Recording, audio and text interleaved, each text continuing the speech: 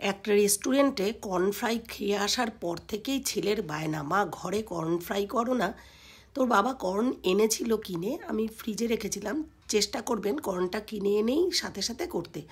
ভালো করে ধুয়ে নিয়েছি প্রথমে, তারপরে একটা বাটিতে জল বসিয়ে দিয়ে ভালো করে ফুটতে দিয়েছি। আর উপরে একটা ছাঁকনি দিয়ে তার উপরে কিন্তু কর্নগুলোকে এরকমভাবে স্প্রেড করে দিয়েছি। দিয়ে ঢাকা দিয়ে মিনিট দেড়েক মতন ভালো করে ফুটতে দেব।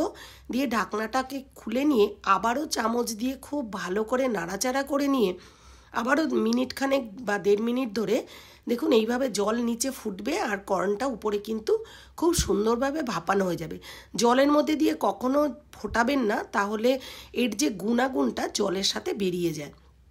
ওই জন্য কর্নটা এইভাবে ভাপিয়ে নিতে হবে, নিয়ে একটা বাটিতে আমি শিফট করে দিয়ে ঠান্ডা করে নিতে হবে। এইটা সবসময়ের জন্য মনে রাখতে হবে, গরম অবস্থায় কিন্তু এখানে কিচ্ছু মেলানো যাবে না। একটু ঠান্ডা করে নেওয়ার পর এর মধ্যে বেশ কিছু ইনগ্রিডিয়েন্ট অ্যাড করব। দিয়ে দিচ্ছি আমি বিট নুন, একদম হাফ চামচের একটু কম, মানে স্বাদ অনুযায়ী লবণ দেবেন।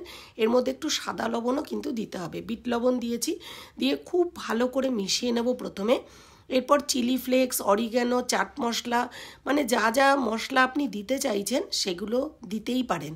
যতটা চটপটা করবেন ততটা কিন্তু খেতে ভালো লাগবে। দেখুন নর্মাল যে নুন হয় সল্ট, সেটাও দিয়ে দিলাম।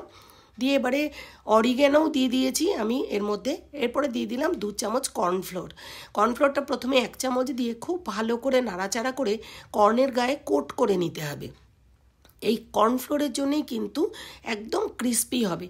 আরও 1 চামচ মতন কর্নফ্লোর আমি পরে দেব, মানে প্রথমে 1 চামচ দিয়ে ভালো করে মিশিয়ে নিয়ে পরে আবার আরেক চামচ দিয়ে দেবো। দিয়ে সেটাও কিন্তু খুব ভালো করে মিশিয়ে সাইডে রাখতে হবে।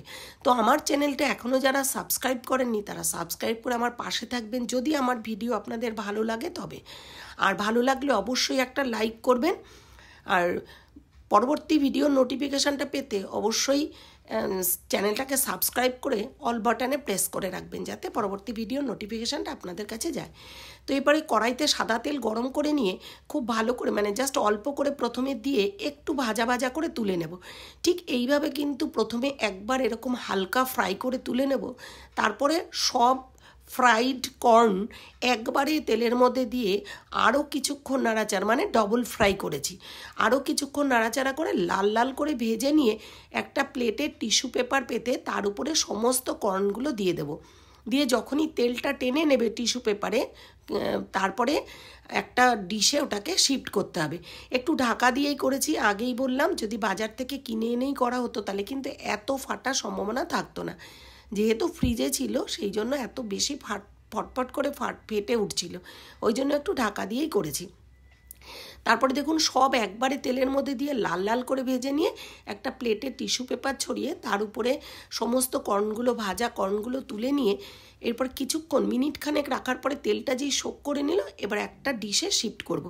করে আবারও কিন্তু যেই মশলাগুলো দিয়েছিলাম, অরিগ্যানো, চিলি ফ্লেক্স, তারপরে দিয়ে দিয়েছি একটু চাট মশলা দেবেন, হালকা লবণ দিতেই পারেন, যদি লবণটা একটু কম থাকে তো একটু টেস্ট করে দেবেন।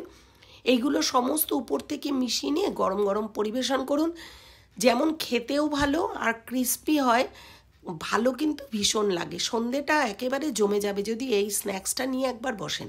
পুরো ভিডিওটা কেমন লাগলো জানাতে ভুলবেন না। আর আমার ভয়েসটা একটু সমস্যা হচ্ছে, তথাপিও আপনাদের সাথে এইগুলো শেয়ার করছি। কেমন লাগছে অবশ্যই বলতে ভুলবেন না। আর যদি ভয়েসটা একটু খারাপ লেগে থাকে মার্জনীয়।